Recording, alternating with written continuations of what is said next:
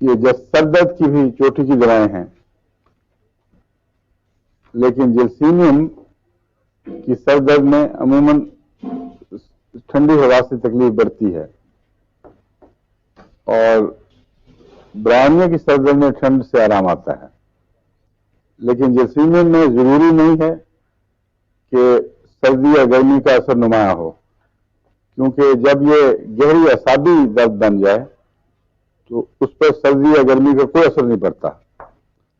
اور جلسینیم کی درد کو برہمنیہ کی درد سے مختلف کرنے کا ایک تو نمایاں فرق یہ ہے کہ برہمنیہ لازماً کسی ایک حصے میں بیٹھتی ہے، گدی کے اندر یا ماتھے پر یا آنکھوں میں، اور آنکھوں میں جب برہمنیہ کی درد بیٹھتی ہے تو بہت شدید ہو جاتی ہے، اور شدید اس میں درد کی لہریں دوڑتی ہیں.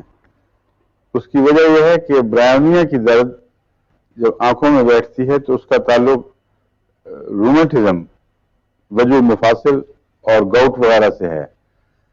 کسی تیز دوا سے ڈاکٹر بعض دفعہ رومیٹک دردوں کو یا جو چھوٹے جوڑوں کی دردیں گاؤٹ کہلاتی ہیں ان کو ٹھیک کر دیں تو آنکھ پر حملہ ہو جاتا ہے. اور سر درد عمومی لیکن آنکھ میں بیٹھنے والی خصوصیت سے وہ مرکز بنا لیتی ہے آنکھ کو.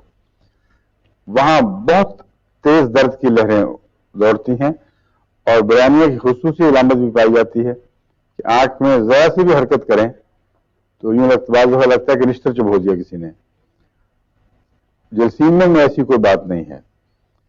جلسینیم میں درد عموماً سارے سر میں لیکن پیچھے کی طرف جا کر اعصاب میں گردن کے بازوؤں پر منتقل ہوتی ہے، اور اس پہلو سے کوئی مشکل نہیں ہے جلسینیم کو برہمنیہ سے الگ کرنا. جو درد مثلا جلسینیم برہمنیہ میں بعض دفعہ پریاس نہیں ہوتی، اس لیے آدمی کو شک پڑ سکتا ہے کہ کون سی درد ہے، کس کی درد ہے.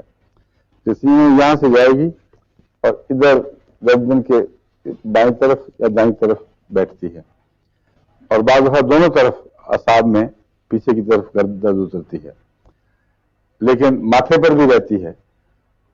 اور جلسینیم کی درد کا عمومی تعلق بعض اوقات کی بے قاعدگی سے ہے.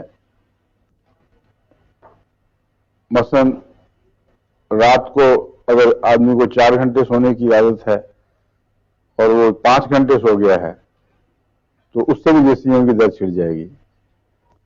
اگر زیادہ سونے کی عادت ہے اور کم سویا جائے اس سے بھی درد چھڑ جائے گی.